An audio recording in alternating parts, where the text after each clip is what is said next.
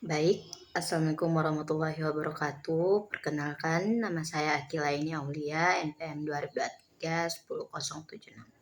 Baik, dalam video kali ini saya akan menjelaskan tentang keuntungan manajemen modal kerja yang baik. Nah, manajemen modal kerja yang efektif bisa memberikan banyak keuntungan untuk perusahaan, seperti meningkatkan kinerja keuangan, profitabilitas, dan daya saing. Dengan mengelola modal kerja dengan baik, perusahaan dapat memaksimalkan penggunaan sumber daya, mengurangi biaya operasional, dan meningkatkan efisiensi.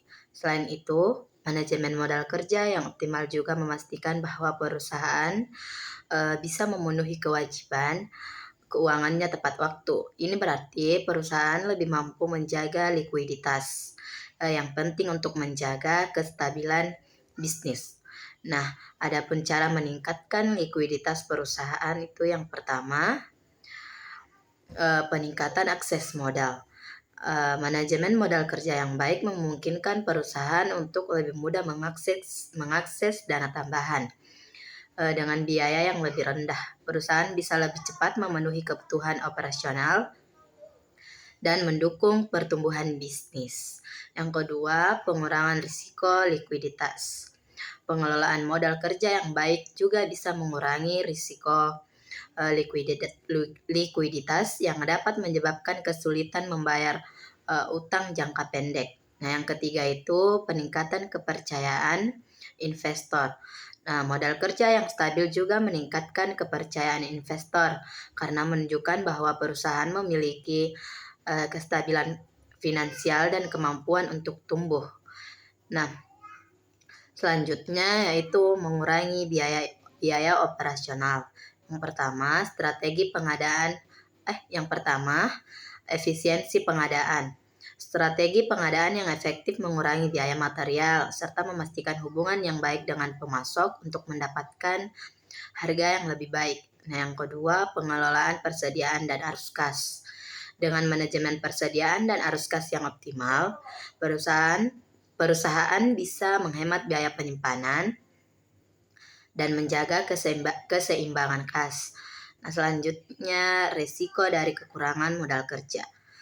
Nah, jika perusahaan mengalami kekurangan modal kerja, sebagai risiko bisa muncul salah satunya adalah penurunan likuiditas yang bisa menyebabkan perusahaan gagal memenuhi kewajiban finansialnya seperti pembayaran utang dan gaji karyawan. Pertama yaitu kehilangan peluang bisnis.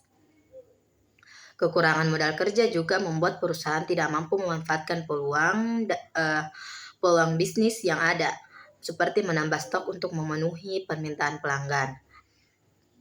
Nah, selanjutnya yaitu resiko dari kelebihan modal kerja.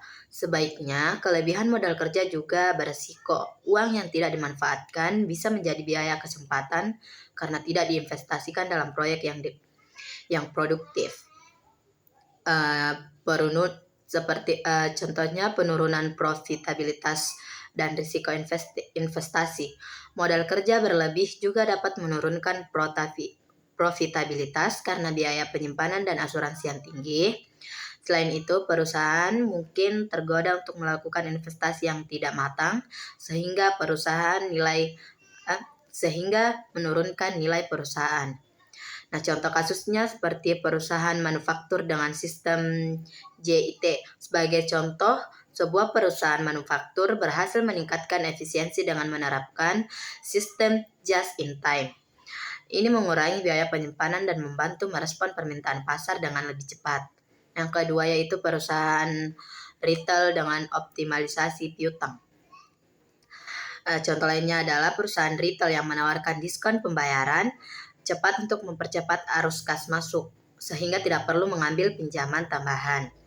Yang ketiga itu startup teknologi yang fokus pada R&D. Startup teknologi bisa menekan biaya operasional dengan melakukan outsourcing tugas non-inti, memungkinkan mereka untuk fokus pada inovasi dan menarik lebih banyak investor. Nah, kesimpulan dari semua penjelasan yang saya jelaskan tadi, yaitu manajemen modal kerja yang efektif adalah kunci untuk mempertahankan keseimbangan finansial perusahaan. Dengan modal kerja yang optimal, perusahaan dapat meningkatkan likuiditas, mengurangi biaya, serta menjaga stabilitas keuangan. Namun, kelebihan maupun kekurangan modal kerja membawa risiko yang perlu dikelola dengan baik. Nah, dengan demikian, perusahaan harus selalu berhati-hati dalam mengatur modal kerja agar bisa mencapai tujuan jangka panjang yang berkelanjutan dan mendukung perusahaan bisnis. Baik, sekian penjelasan dari saya. Assalamualaikum warahmatullahi wabarakatuh.